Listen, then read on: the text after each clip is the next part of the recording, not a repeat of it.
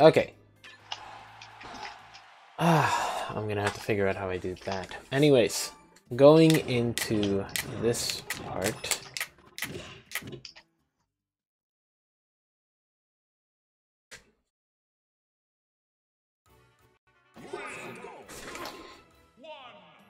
Okay, so let's play this as if it's a regular 2-stock match.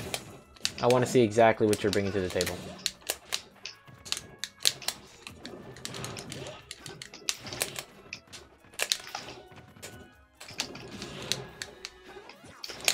Oh, shoot. Good start. Yeah, great start for me. You know, this worked out a lot better when I actually practiced my Mario.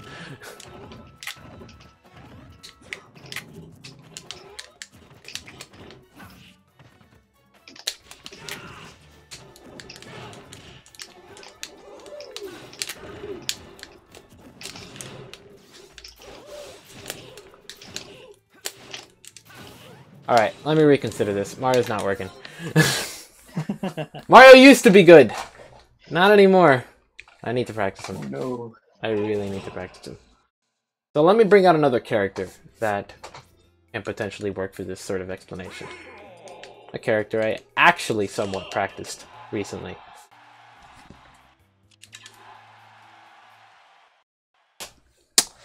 Oh boy.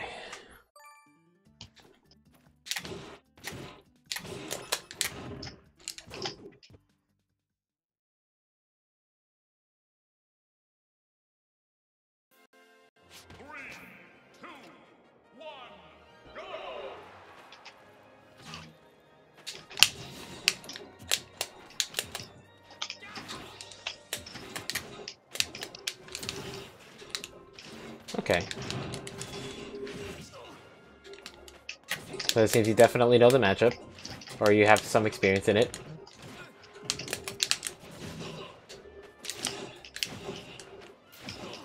Very nice. Good opportunity.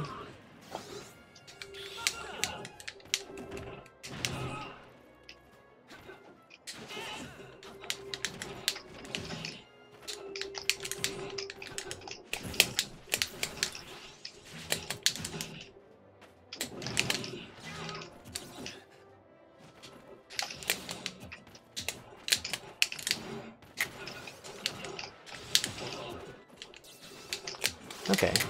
I noticed you you said that you had that you believed you had an issue with spacing, but right now your attacks are really well spaced. It's more of when I actually get into like when it's like basically like game 3 type scenarios where I'm like too worried about winning the match where I start to lose it. So it's more of a mindset issue that you're having then. Seems like.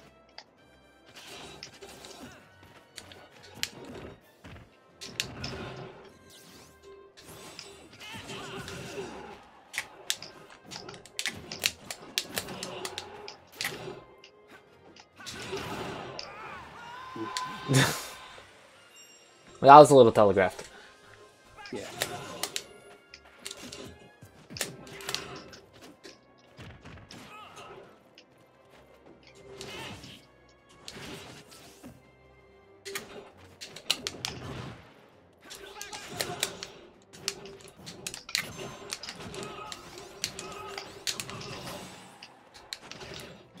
I noticed though, you're aggressive to a fault. In situations where you're being highly pressured, you tend to go for the offensive option.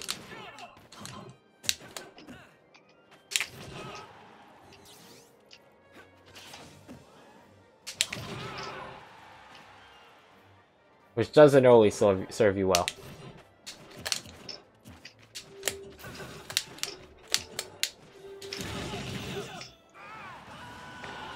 Okay, so I got a little bit of what you're working with here. I'm not seeing the spacing issue so much as I'm seeing other things.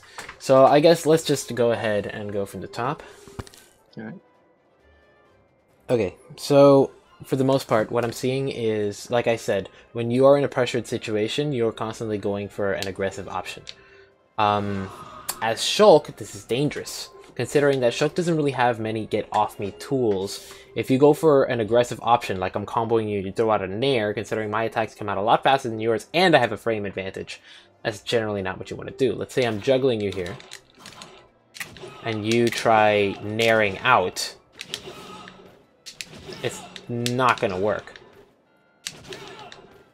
Nothing that you do from the air is going to work. That's an offensive option.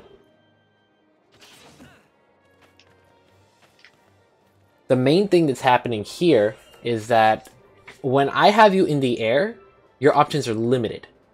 That means you're at a disadvantage. And because your options are limited, it makes it more obvious what you're going to do. In this case, if you throw out an attack, if you move towards me, you probably want to contest me. But you don't have any tools that can respectively contest me. Shulk is not a character that can contest Cloud from above in the air. The only tool that you have that can do that is down air at like frame 24, I think it is, when it comes out. Let me double check that.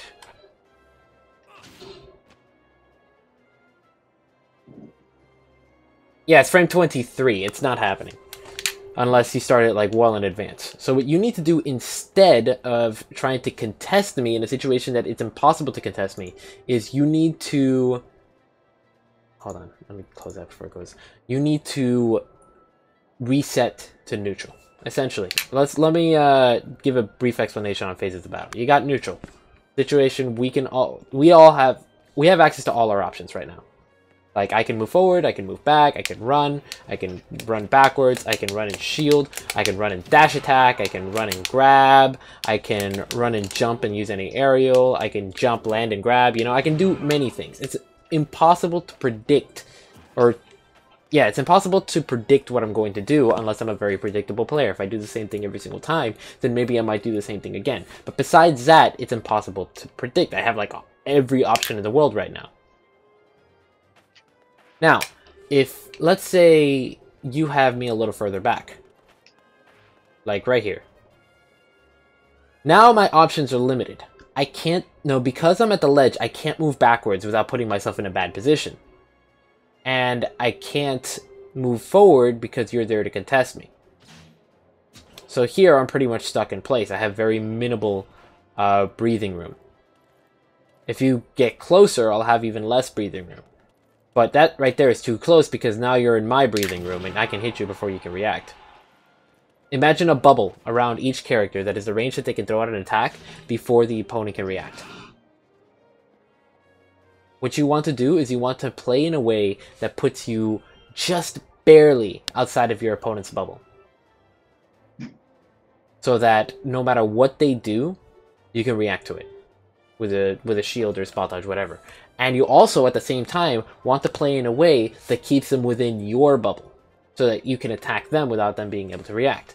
For example, at this range, you can use an instant dash attack, and there's absolutely nothing I can do about that. Besides that, if you're in speed art, you can walk forward and run. No, walk forward and grab. If you dash grab, then there are people that can react to that. Because the smoke trail in the background is an obvious tell, and oftentimes they can hear the audio cue as well. But close up, if you just... Do you have tap jump on or off? It's off. Okay. What you can do is you can press up and then just rotate forward. And then you will always walk, you will never accidentally run. Now, because there isn't much of a visual tell in starting to walk, you can very easily catch people off guard by walking forward and grabbing. Not from that far away. From there. Also because you get a bit of a slide from it.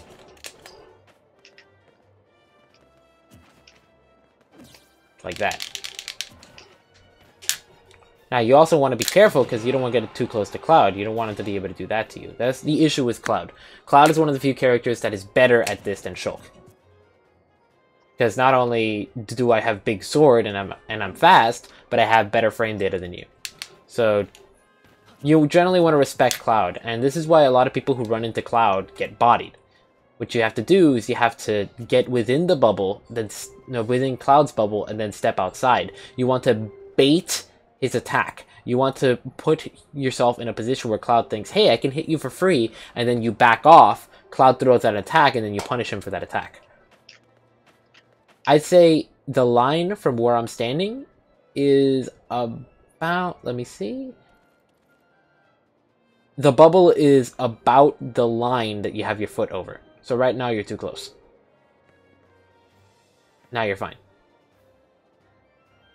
Alright. This is speaking off of Wi-Fi, because on Wi-Fi it's going to be a little bigger because you have less time to react because of the delay. Yep. So from this distance, I could probably run up and dash attack. And when does Cloud's dash attack come out?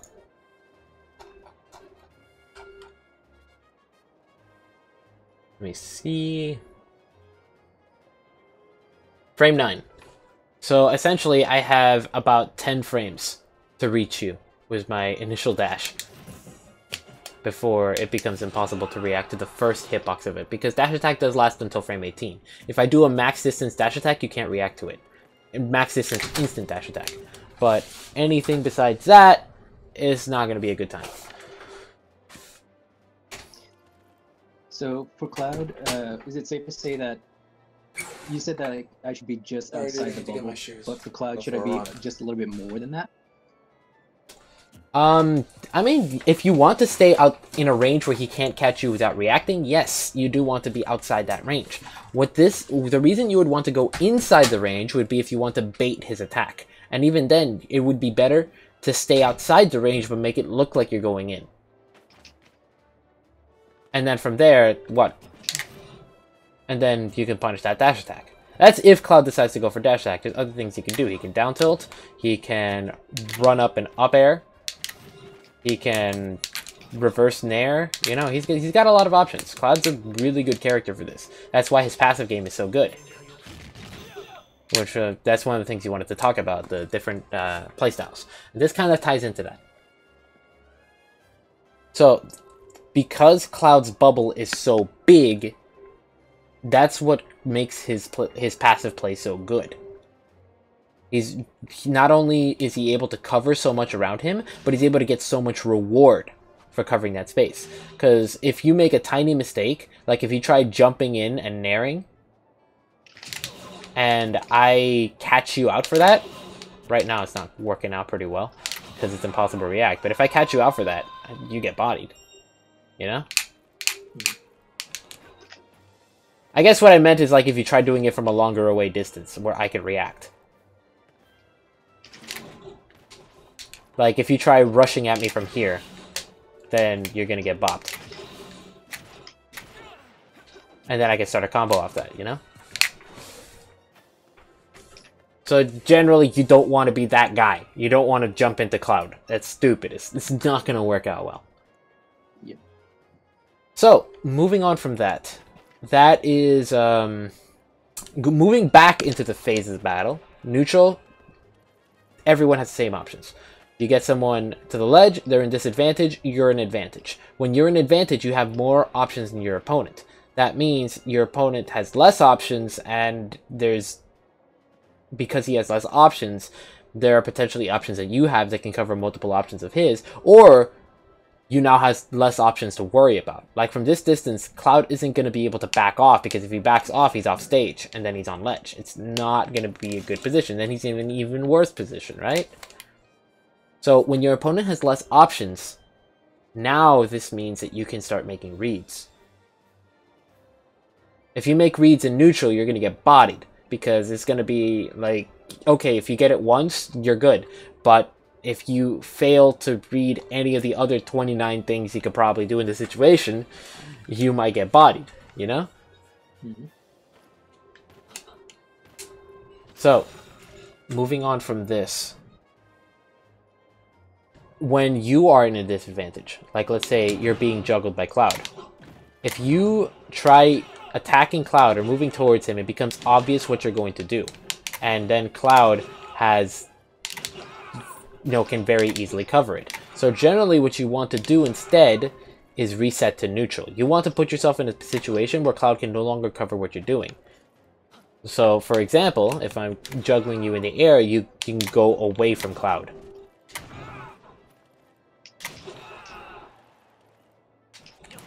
And just be careful, because he can potentially cover that space. That's why mix-ups in that aspect are important. But if you go to the ledge, then you're generally much safer than you are in the in the air.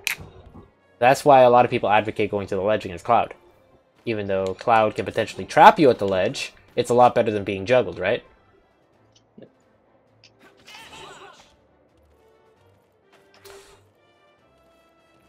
And when it's the other way around, you already know how to deal with Cloud at the ledge. Like, you win once, you body him. But if you get too close, he bodies you, because he can do things like this. He can just knock you away. He can use long-range fair. That comes out kind of slow, you know? I say kind of slow, but it's the same speed as yours. Go figure. So yeah, those are different things you gotta worry about. Now, moving on to different playstyles. This is something you really wanted to touch on. The way I teach is there's like 4 fundamental playstyles that encompass almost everything that everyone does. It's some combination of these 4 things.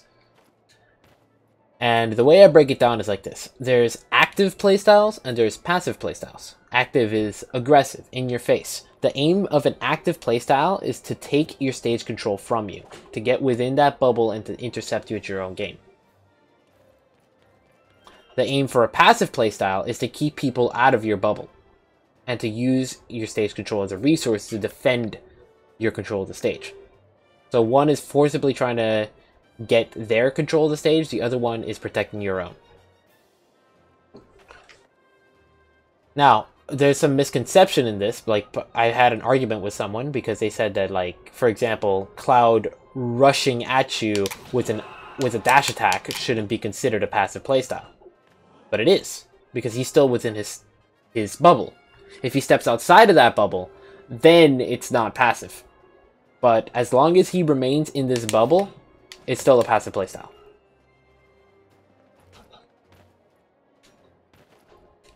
Now, the other aspects of it are offensive and defensive playstyles. Offense is playing proactively, throwing out an option, putting your foot in the door, trying to get something going, anticipating your opponent's move and trying to counter it. Like someone spacing out with aerials from a distance is still an offensive playstyle. Someone throwing projectiles is still an offensive playstyle. A defensive playstyle is a reactive playstyle. You're waiting for your opponent to make a move and then aiming to punish that. So for example, if I stay back and I constantly spot dodge every time you approach, that's passive defense. I am playing passively and I'm playing defensively. But if I run up to you and I block, or like that, that's also a defensive playstyle. I'm trying to bait your anti-approach option, to bait your passive options, and then aiming to punish it.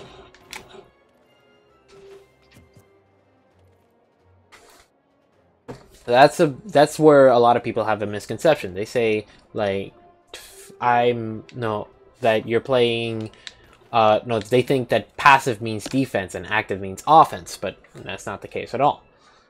At least the way I see it. So the way I like to lay this out, the way that I use this, it's not just about knowing it, it's about being able to recognize it in yourself and your opponents. I treat this as a game of rock, paper, scissors. Active offense, which is a rushdown playstyle, gets bodied by passive play. Like if I am stepping from outside of your bubble, outside of your threat zone, and I'm intruding on that, and you can react to what I'm doing, you can play passively. Either passive offense or passive defense, it doesn't matter, both win. Like you step back and throw out a fair when I rush you down. Then, well, that's because I use a different playstyle. Like if I try to rush you down with like let's say a dash attack, and you step back and use a fair. Didn't react fast enough. Try that again. Let me do it from farther away.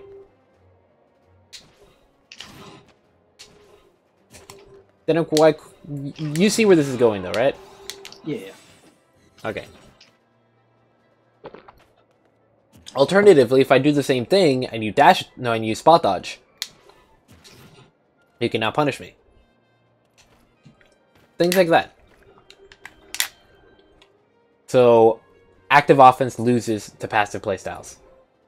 Now, if I know that you're going to use a passive option, I can force you to commit to that by using active defense, like rushing you down with a shield, and then punishing you after the spot dodge, or, let's say, stepping in and out of your zone to bait your option and then punishing you afterwards. A lot of Mario players, it's modeled after Ally, like to do this in order to do that. Like, the stuttering of movement makes you think that they're going to keep going, and then they use that stutter to bait your option and then punish you. That's how Ally can get away with doing this into an up smash, you know? And does Shulk really have an option like that when he's not in speed art? I mean, yeah. Shulk can do this. Any character can do this. It just... The thing about Shulk is that his slide, like, his pivot animation takes a little bit too long. Yeah. You can technically do it, but you might be a little bit too slow. What you could do instead is something like this. Hold on.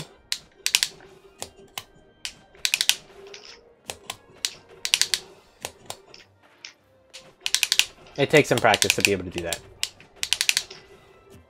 And it's also hard on Wi-Fi because it's lagging a bit. Yep. Besides that, what you can do is something like this. Like, use the turnaround to stutter your movement and then jump out of it. Especially with, like, Shulk's Nair. Since you're facing away from them, you can hit them with the startup of Nair after they react. And then potentially combo off of that. It's a bit of commitment, though, so you want to be careful.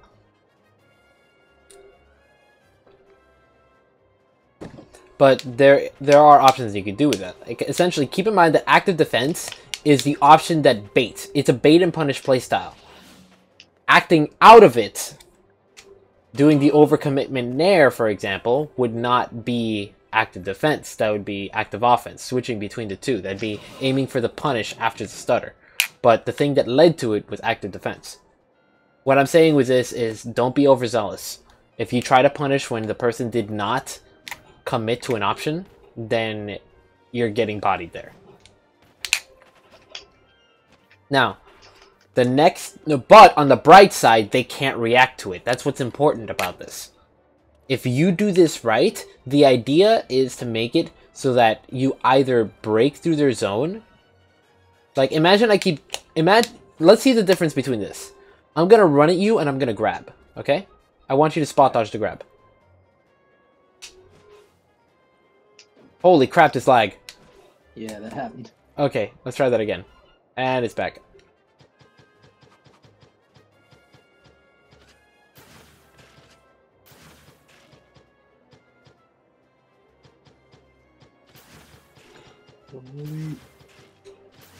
Oh boy. Okay, that's a bit better. So I'm gonna run at you, and I'm gonna try to grab. Easy, right? Now what if I do this?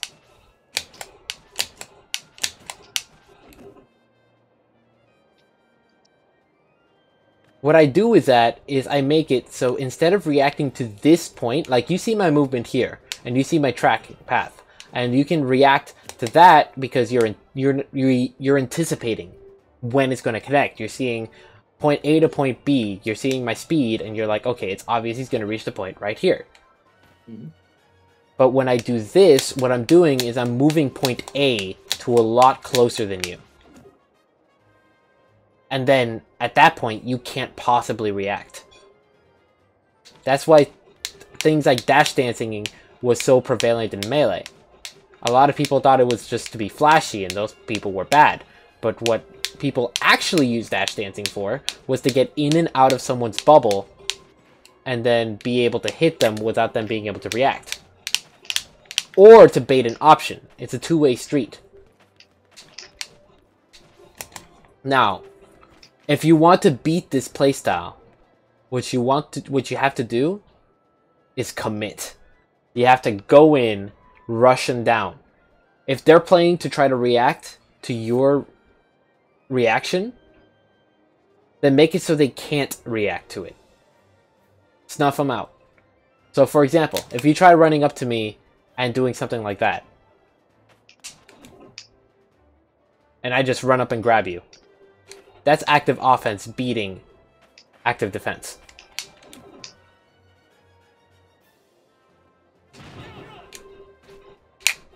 Another thing I could potentially do is cross you up. But think about it. You're doing this to try to take my stage control, right?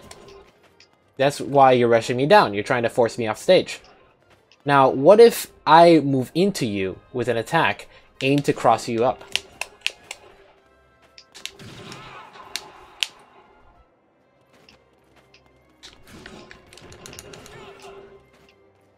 You're either forced to back off and fail, or I cross you up and we trade control of the stage. And because I am at the ledge and you're moving forward, you are taking control of the stage, and then once you cross me up, you're completely giving it up. Because now I'm behind you. And now I have control of the stage that you had. Oftentimes, when people play in this playstyle, it's going to end up in them losing stage control.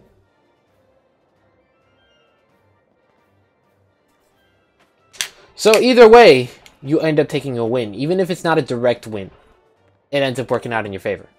That's why, let's say someone's at the ledge, if you rush them down and overcommit to something, then you can end up completely throwing away your advantage because the opponent can get over you. And now you're at the ledge and he's on stage and you're in trouble.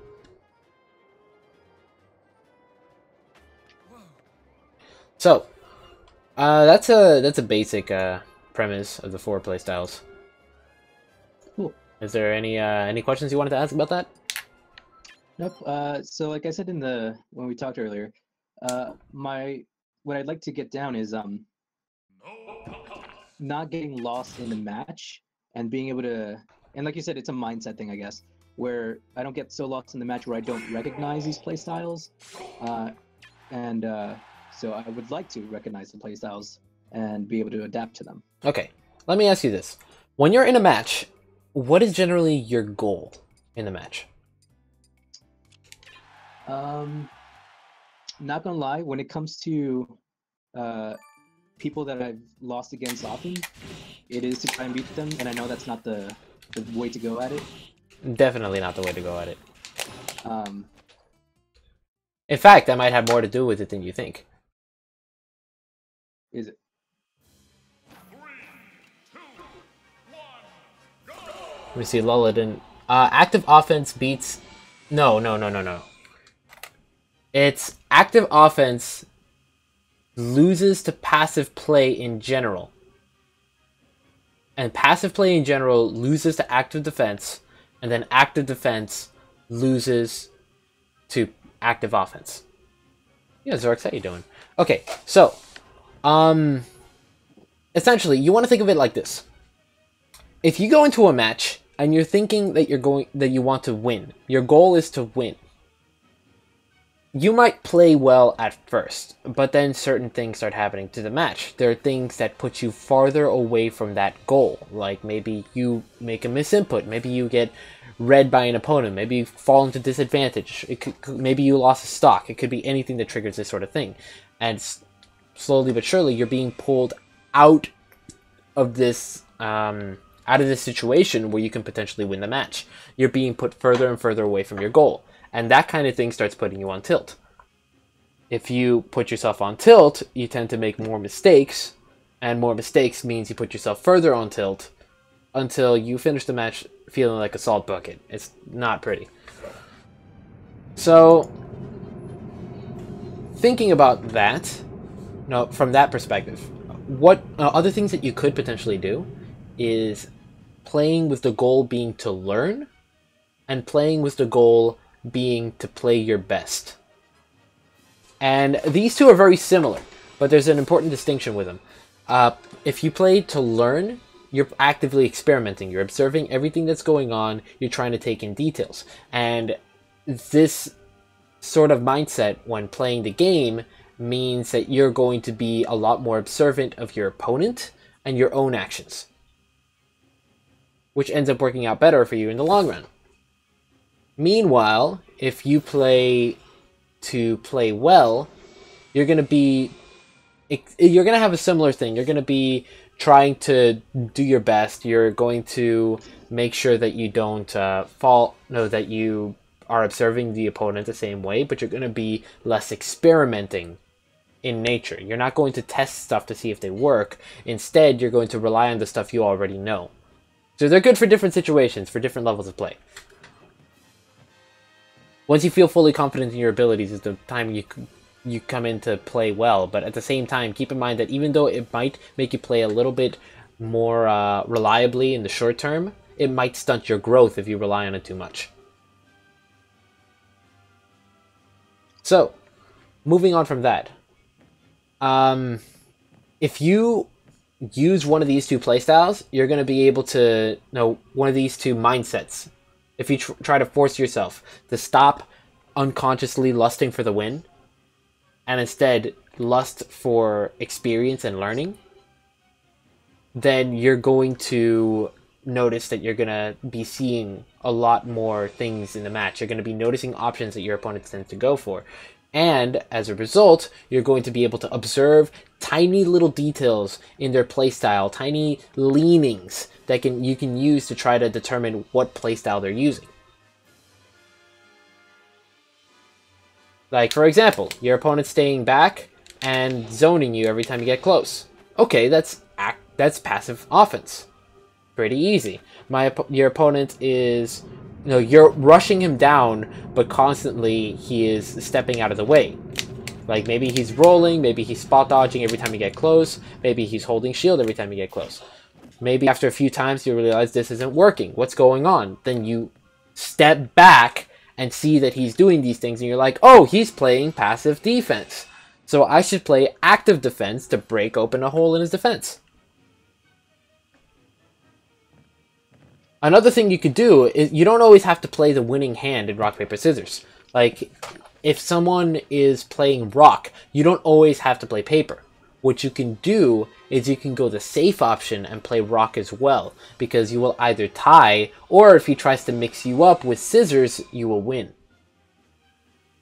So what you can also do when someone's playing passive is you can play passive to them. Like, if, let's say you're playing passive defense, you're constantly trying to stay back, and what I'm doing is I'm just staying at range and I'm poking you, like with large attacks, not committing, playing at safe range. If you're a character that doesn't have much range, it's going to be very difficult for you to deal with this. Especially when any mistake that you can do could lead to getting hit. Meanwhile, I'm staying relatively safe. This isn't a straight up win, but it is a tie. And you can use this tie to your advantage if your character is better at playing that role than they are. So for example, if you're in a battle of passive play against Cloud, you're not going to have a very good time, because at a range where you can threaten him, he can threaten you a lot harder. But if you're playing passive against, say, Mario, then he can't really zone you with back airs. It's not going to work out. He has to get close. You know what I mean? Yep.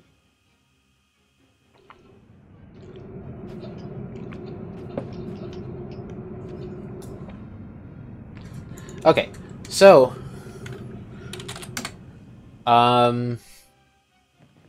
let's see. Moving on from that, I'm hoping covers that a little bit. That'll also help as you're deciding between body and mind, because if you're constantly thinking about different situations, you're constantly being active and you're constantly pulling yourself out of the this mode by noticing moments of this isn't working.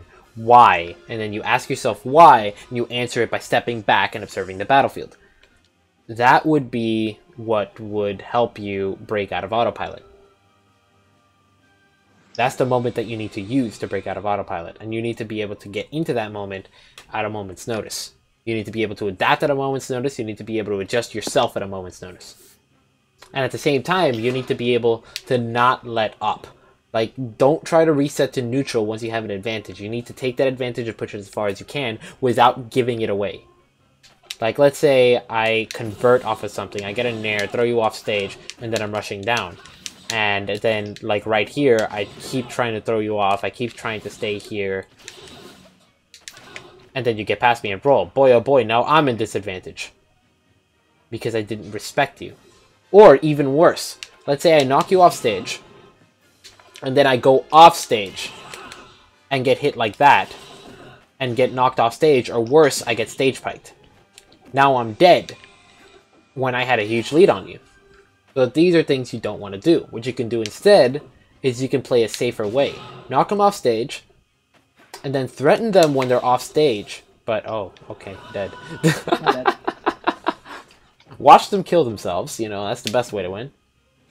But yeah, knock them off stage, threaten them while they're off stage, and then stay back. Because once I stay back, I can react to anything you do. Even though I can't directly threaten you as easily, it becomes a lot easier to cover your options. And if I end up getting hit, the worst that'll happen is that we'll reset to neutral instead of me losing my advantage and giving you the advantage. Make sense? Yep. Like, you knocked me back, now I'm over here, and you're over there. I guess we're back in neutral. And that's how it works. So, moving on from there, since we don't have too much time, I think, I need to see exactly... No, we have plenty of time. We have plenty of time. Okay. So, you wanted to talk about... I guess, let's go over the more important thing, which is confidence in offstage play. Can you tell me a little bit of the issues you have there? So, I know... like Shulk has good recovery and good range, especially when in jump art. Yes. But especially when it comes to competitive play, I feel like I don't use it as much as he's able to because I'm too spooked that I'm gonna mess it up somehow and just kill myself. So you're afraid to go off stage to contest people? Yeah, I know Shulk can go. Oops, yeah, not that far. It's pretty far, and then make it back safely. Whoops. Yes. But when it comes to competitive play, I don't want to go that far. And sometimes I notice I have opportunities, but I don't take them because I don't want to miss my opportunity to get back on ledge. Okay. What you want to do with that is you want to learn the maximum distance at which you can recover. You want to take it to training mode, and you want to make sure you practice that and are able to know your limits. Once you know your limits, you can stretch your limits. One way that you can do that is that there is a map that that Erico made that was available on the Shulk Discord. Lab? Yes. Yep, got it. Okay. I'm going to go ahead and bring us there real quick. Go ahead and pick a random stage.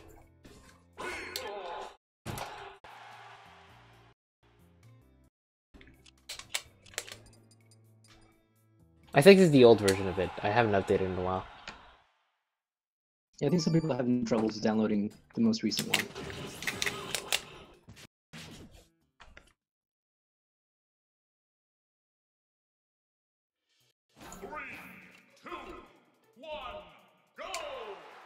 Okay, so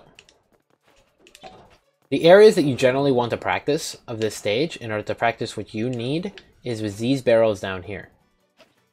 Each of these barrels is made for a different recovery path using only air slash. One is good for vanilla, one is good for jump, one is good for speed. I think this might be the vanilla one. I'm not sure. It's a little harder on Wi-Fi, but with a little bit of practice, you can definitely get it down. The idea behind this is to be able to recover using only air slash, no double jump. Gotcha. This is definitely not the jump one. I think that might be the speed one.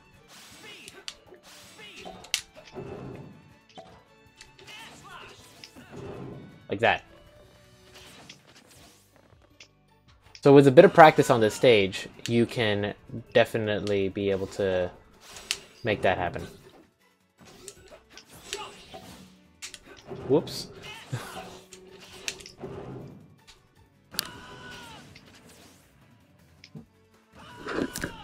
Now, one trick that I like to use in order to make it easy, in order to get the longest distance air slash, is I react to when Shulk starts falling.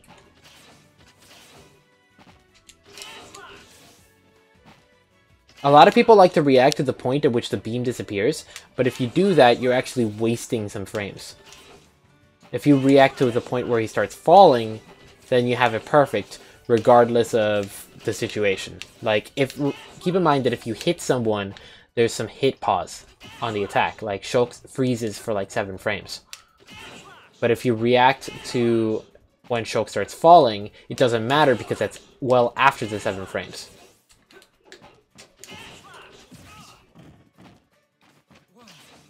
That's a trick you could use to practice getting the maximum distance. And then, of course, there's little tricks like this that start becoming available once you learn how to properly delay. Like, run off air slash is absolutely stupid. No one does it for some reason. Except for me. Go figure. Like, it seems dangerous, but people have to respect it. So long as you do it right. Shout out to Wi-Fi. But yeah, people have to respect this. So if you learn your limits just practicing, you can make a lot of work with it. And then, of course, this part of the stage is very important as well. Snap. I noticed you weren't snapping the ledge. I was wondering about that part. Essentially, the idea here is you want to be able to grab the ledge. Now that's you're on the hard mode part. I'm on the yeah. Get on the barrel. I'm on the barrel. What you want to do is you want to buffer the second slash. And make sure that you're below the stage at the point that you won't poke your head above the stage. One way you can practice this is by using the X-Bomb in training mode. What you would do is you would spawn the X-Bomb right at the ledge. Like, hang on the ledge, spawn an X-Bomb, drop, then you would jump up, slash the X-Bomb, and then aim to snap the ledge without getting hit. If you get 2 framed by the X-Bomb, then you timed it right, but you poked your head too high. If you don't get 2 framed by the X-Bomb, then you just snap on the ledge, and you did it perfectly. And if you get hit, then you were just way off. This is the part that you would want to practice once you learn the range. This is essentially forcing you to practice this under duress. Like, you need to know the spacing perfectly and be able to do it. And it's also going to be harder on Wi-Fi.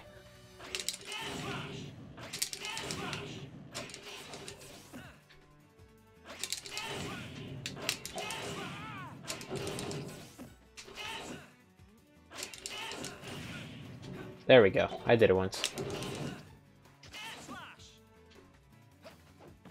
And also, it's very important to practice it not only in jump, not only in vanilla, but also in jump.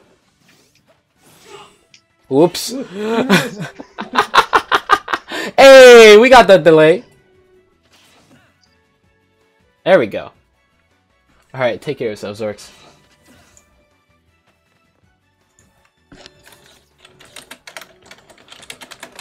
So yeah, this is definitely something you want to do. You want to get back to this stage and practice on it. I'll see if I can leave the link to this stage in the description of the video.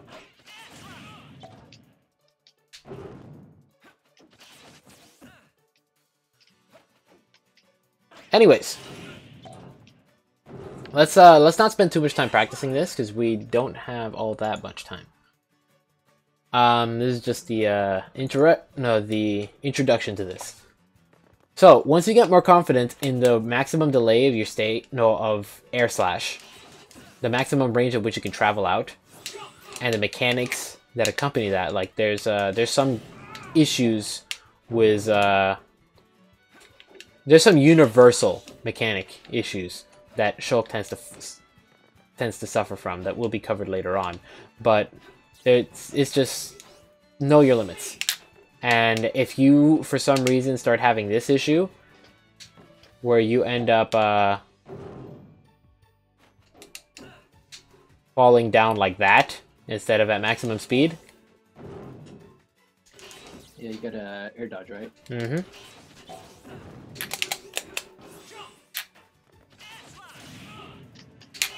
Hi. You gotta air dodge or throw out an aerial or whatever. And if you're transitioning arts and you haven't gotten your max speed yet, you need to throw out an attack or an air dodge so you will transition to max speed. Anyways, moving on from this.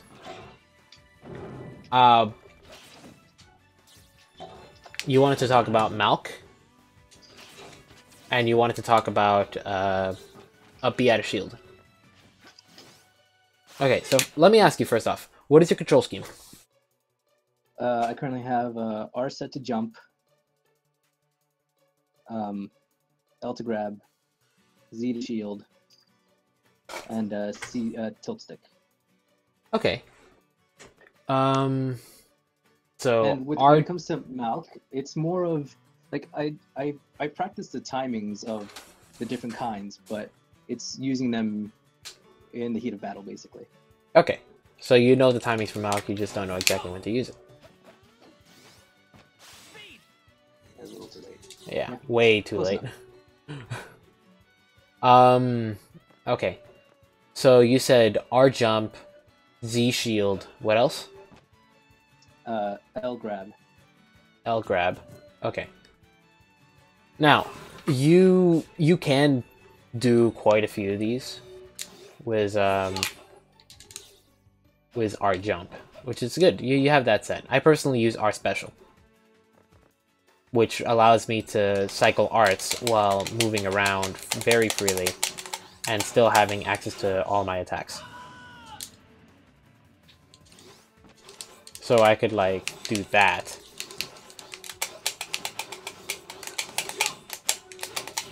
And just never have to take my thumb off of the face buttons. That's what I personally use it for. Different Shulks, different things. For R jump, you definitely do have some good options there. You said you have tap jump off, so okay. Let me teach you how to up. No, you said you had difficulty up being at a shield, or did you want to learn how to do that? Yes, more like reverse out of shield, because sometimes when I'm like for example fighting a Sonic and I try to go for like the reverse up B after he passes me, I end up doing a backslash instead. So my problem is I'm hitting too far to the side then. The problem is you got to think about what causes a B reverse in the first place. Think about the name. B reverse. You press B and then you reverse. So what you want to do is you want to press up B, and then after you press up B, you want to press backwards.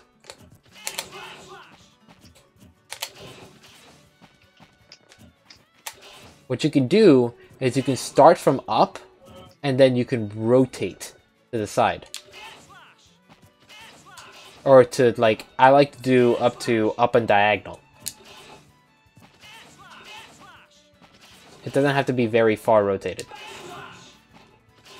If you rotate too far, and your input gets eaten somehow, or you're mashing the B button, like imagine you're holding shield, and then you're mashing jump and B. And you accidentally try to B reverse it, but you do it too soon, and you get the backslash. What the diagonal prevents you from doing that.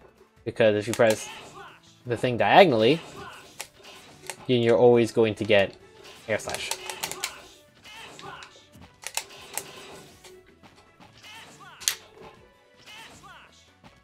So you should be pretty well set with that. Now, the next step, okay, so using Malk in context. Okay, so you know about the different situation, you know about the different types of Malk, you know about the different timings. Here, show me some Malk timings. Let me see what you can do.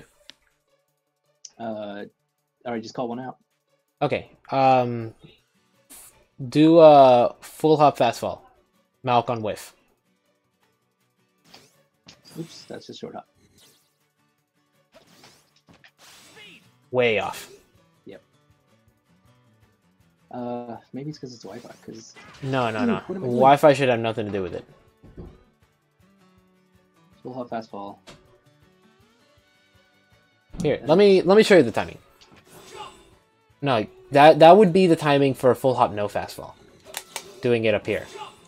What you want to do is you want to be ready before the art that you want to use. And then, like let's say jump is on cooldown and I want to do speed. And then you want to jump and press B or press special almost immediately after you jump.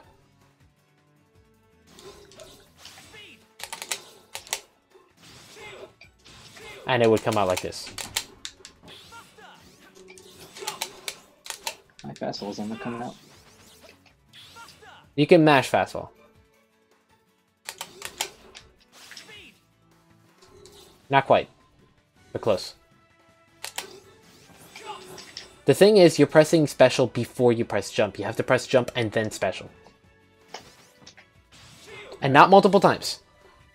You can press B multiple times, but then once you jump, it's only one more B press left. Only one B press. Here, just practice it with jump. Don't even worry about it activating. I'll tell you if you did it right. Like, if it's on cooldown, don't worry about it. Pretend it's not. There you go. That's much better. Do it again. Nope. Do it with jump. I don't care if it's on cooldown. Just do it.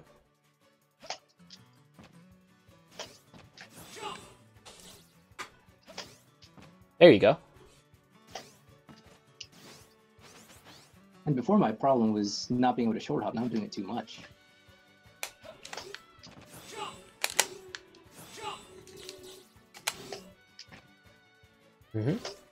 There you go. Now you got it.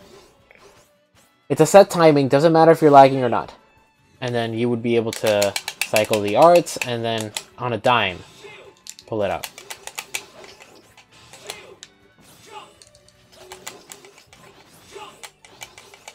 Here, just do this. Just cycle repeatedly. And then do it.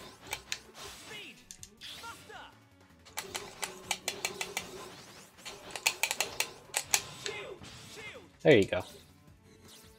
That's the kind of mindset you want to have. It doesn't matter what art you use in order to do it. You just have to do it.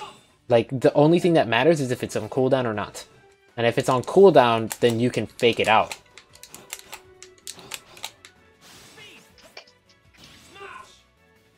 You can worry about faking it out later. I'll get into that. So, next timing I want you to work on. This is short hop fastfall. The way that I do it is I press B and then I press X.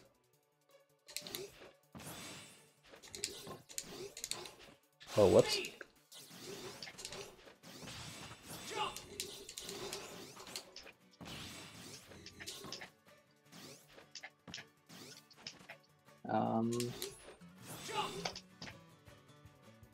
You're getting it. Try it with an attack. Oops. The attack doesn't have to be buffered. Just after you jump, just casually press the SC stick in any direction.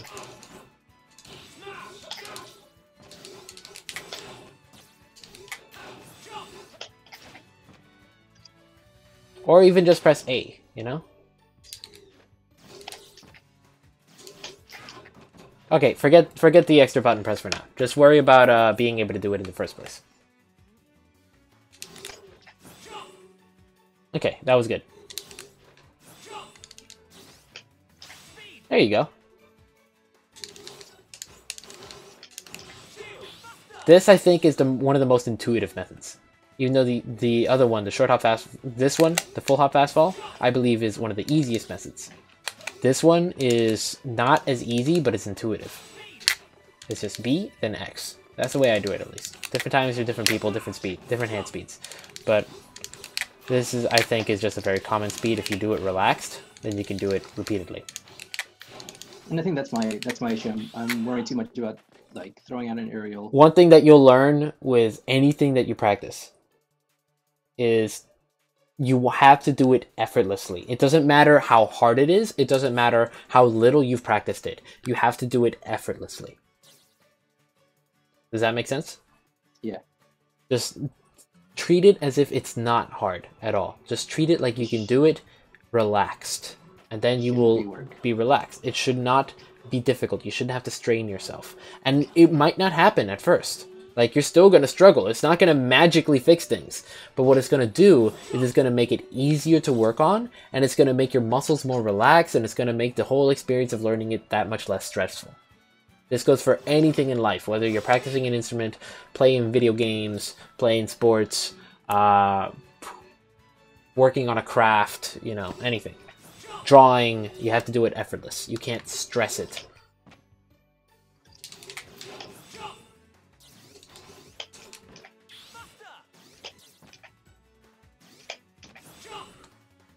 Okay, so that's method number 2. Now here's the third method I want you to learn. This is the same, it's the same timing as the full hop one.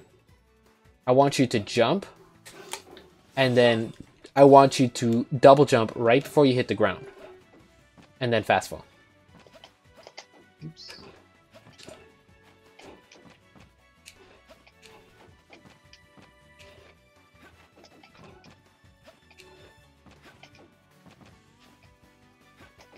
There you go. Now, what I want you to do here is I want you to press special immediately after you double jump.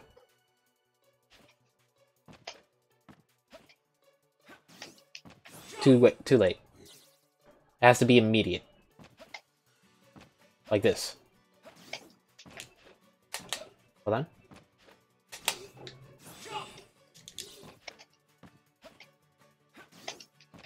Too late.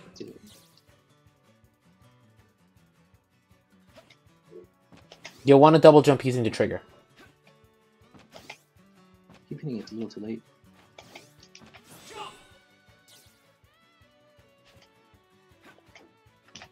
Don't worry about the art being active. Just press B anyways.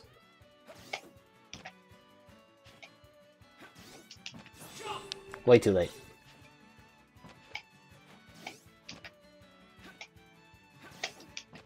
That's a little better. There we go. There we go. That's what I want to see. Way too late. Yeah.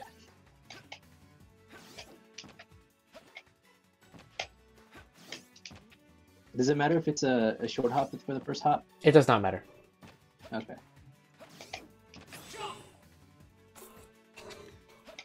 Well, something a little better. You want to do it as soon as possible, because this timing, if you do it too late, will leave you with lag when you land. It'll be a better timing for if you do Malk on hit, but you will not be able to properly utilize Malk on whiff.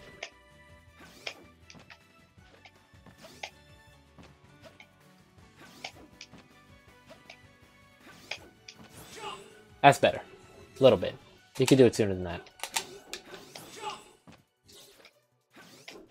There you go. That was good.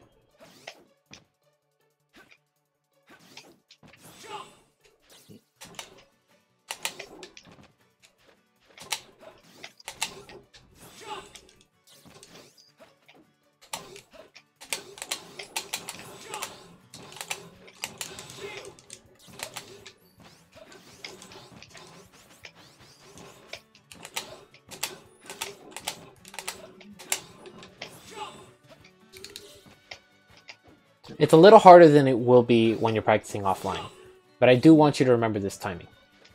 Okay. So, now you have 3 timings of Malk. I want you to forget, for now, all the other timings, because these 3 are the most important that you will have to rely on. And there's a reason for that. I mean, there are other things that you will want to learn later on, like this timing is very important as well, but for other reasons. And of course, this is just so ridiculously important. Actually, yeah, let me teach you this one as well, because this one's just busted for other reasons. I want you to grab the ledge, and what I want you to do from there is I want you to drop off by pressing backwards, and then immediately jump.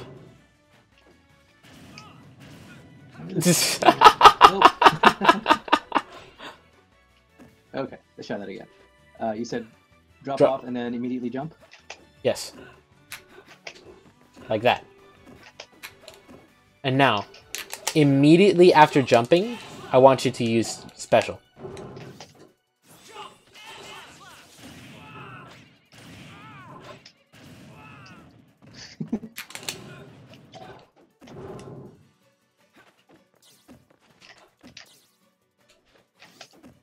It'll look like this. Well, not like that, I'd hope. I already did that one. I blew myself up. Like that. Oops.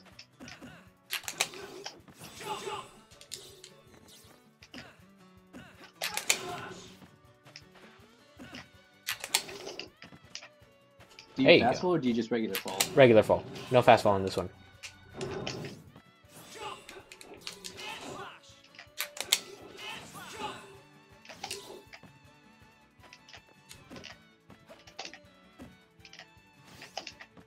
There you go.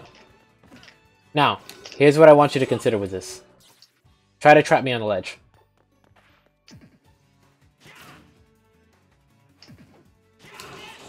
Well, not like that. Like, just try to use a nair or something to catch me when I jump.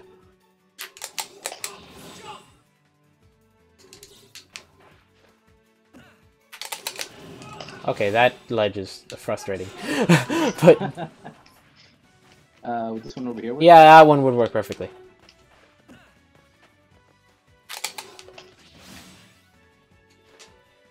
Like, you see how ridiculously broken that is? Yeah. Okay, that time you caught me. Yeah. That time you caught me in my vulnerability frames because I didn't do it perfectly.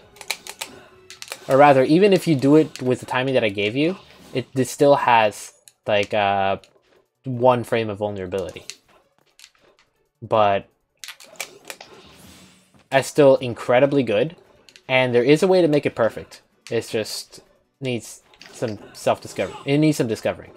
Anyways, that right there is another powerful tool. But for now, that right there is your get up from ledge option. That involves Malk. That's something to practice on your own time. But now this next thing is something to practice with the first 3 methods that I told you. So I want you to do it for the top again. Do the full hop fast fall.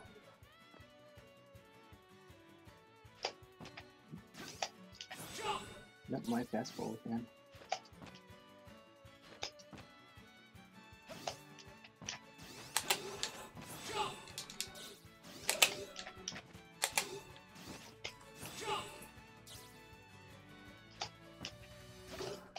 The reason that it's not working sometimes is that you cannot cycle Monado arts while you're in jump squat.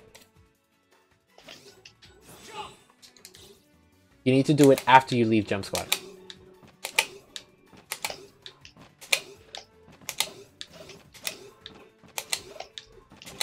You need to be able to do this like it's second nature. This is how important it is.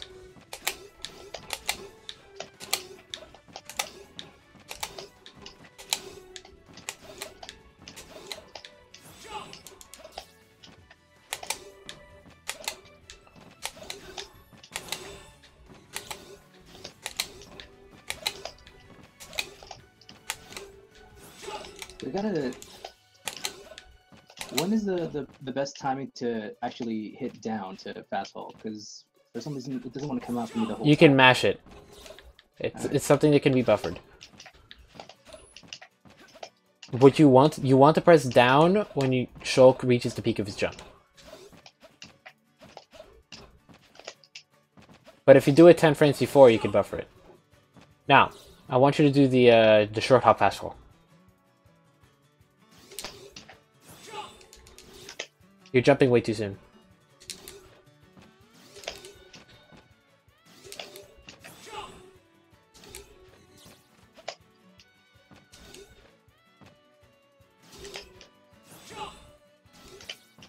This is why I recommend pressing B and then X, because the amount of time that it takes for your thumb to move from B to X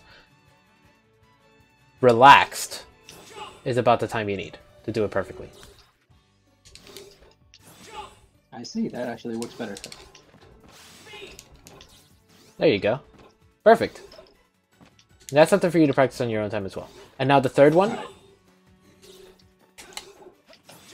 This one.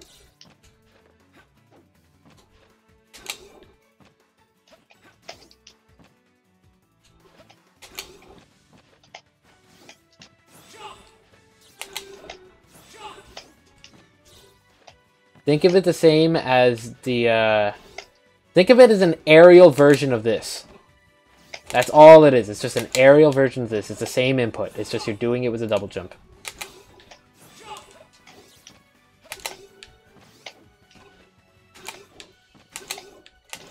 In fact, you can do this.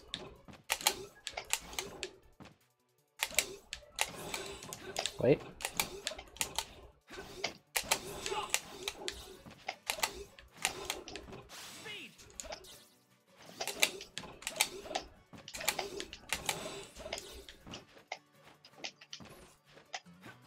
Now, the reason I want you to practice these, now I want you to be able to do this, okay?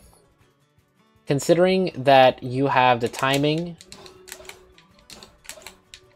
for both of these,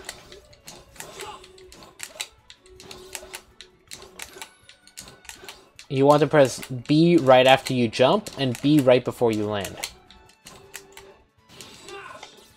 I personally think this is easier with special stick, but you can do it just the same if you use the trigger to jump.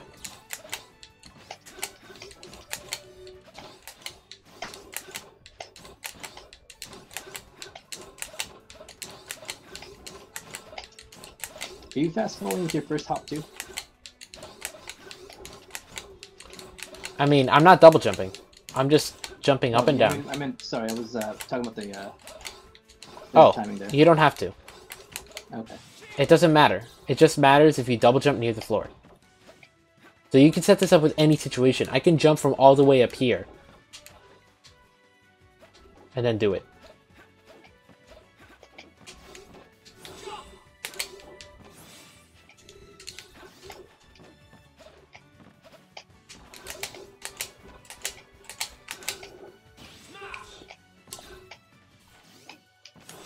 You could even, for example, do this.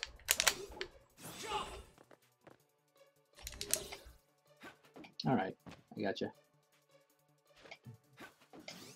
So basically anytime right before I hit the ground I can double jump Yes. and activate. Exactly. Okay.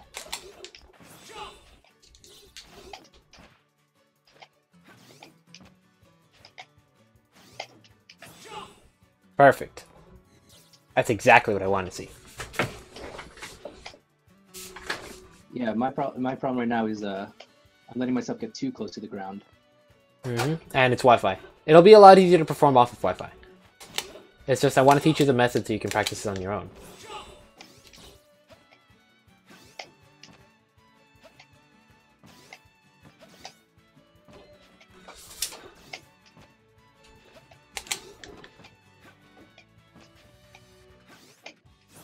Nope. Alright. So, moving on from that, I want you to do this, okay?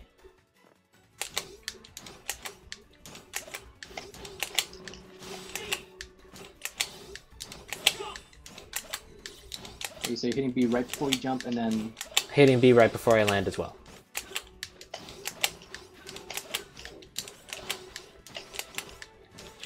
It's not like immediately before I land, there's a pause.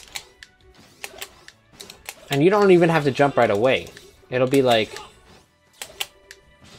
It's just, if you jump right away, you can keep the illusion going, you know?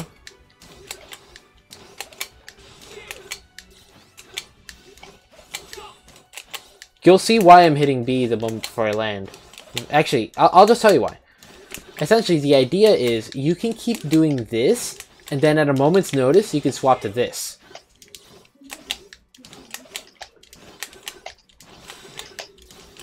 And at the same time, you could do this.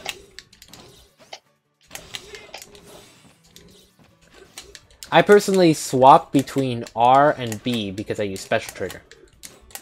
So on the way up, I'm using R, and on the way down, I'm using B. If you're just using B though, then you can use B for both. But you need to use the trigger to jump.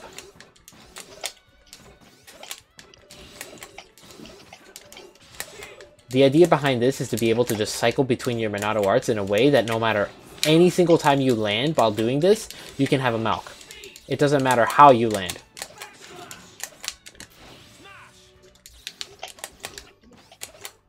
And you even have the opportunity to double jump right before you land. Damn it, I keep messing it up.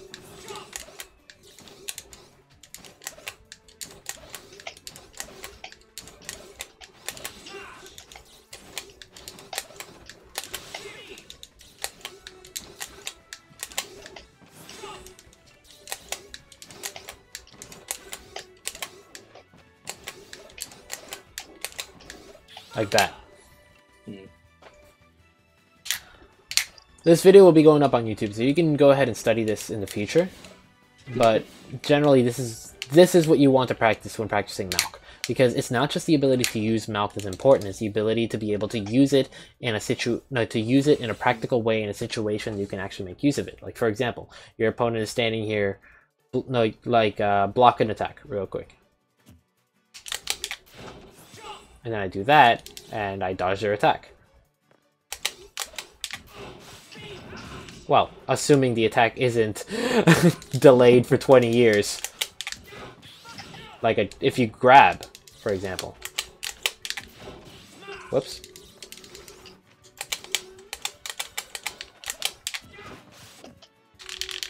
That's a very delayed grab. How are you grabbing? L. Okay. Are you holding shield? Am I holding shield? Oh, do you want me to try a shield grab? Yes. Okay. There it is. If you delay the grab... Whoops, I didn't even do it. If you delay the grab, then it'll work if the person reads the immediate grab.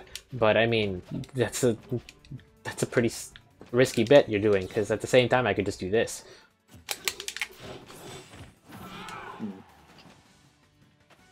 Or, even scarier, I can do this.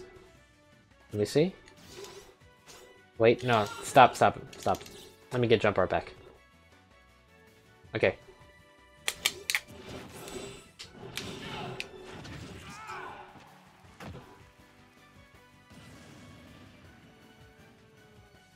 What a lot of people try to do in order to get around Malk is they throw out a lingering option. Like, I want you to drop shield and hold jab.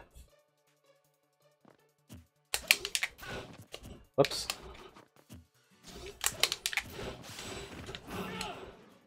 There you go. That's what a lot of people do to try to beat Malk.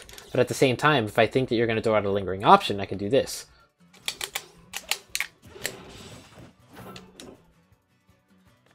And now suddenly it becomes a 50-50 that's in my favor. Because at the best, you're going to get a weak punish, and at the worst, I'm going to end your life. Yep.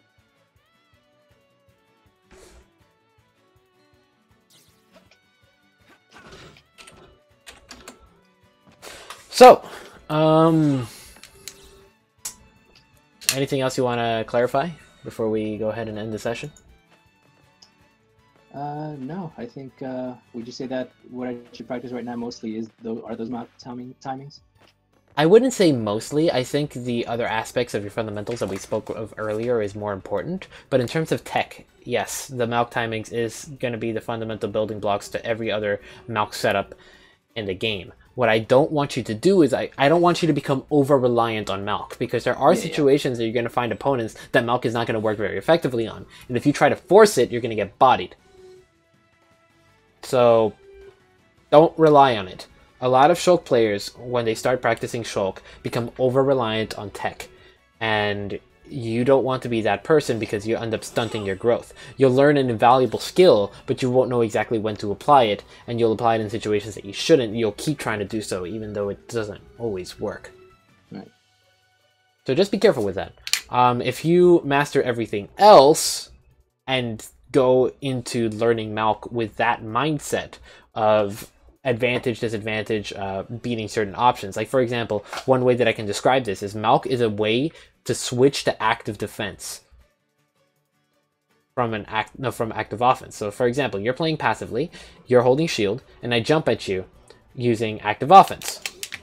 And then I immediately do that. Boy, oh boy, now I'm blocking, now I'm playing active defense. I'm using that as a way to bait your reaction and then punishing you. So Shulk can very fluidly switch from active offense to active defense using this way. However, it's not going to beat everything. It's like if you try to Malk on someone who's trying to intercept you from the air, like watch, I'm going to go in the air, I'm going to try to land on you, I want you to just up tilt. Okay. You're going to beat me every single time, and that's an example of passive offense. Because at that point, I'm still using active offense. And you're still using passive offense, so you're beating me out. If you go for passive defense, then you end up trying to react to my option and then punishing it, but then that punish is me baiting your punish out, so you get bodied. So you don't always want to be over-reliant on Malk. You want to use it in the situations where it actually applies. And of course, this right here is just busted in every single way in shape and form. So I mean, if you master that, no one's going to be able to trap you on the ledge.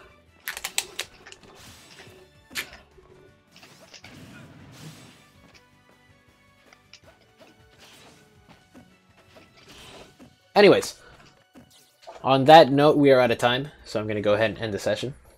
Awesome. Thank you very much.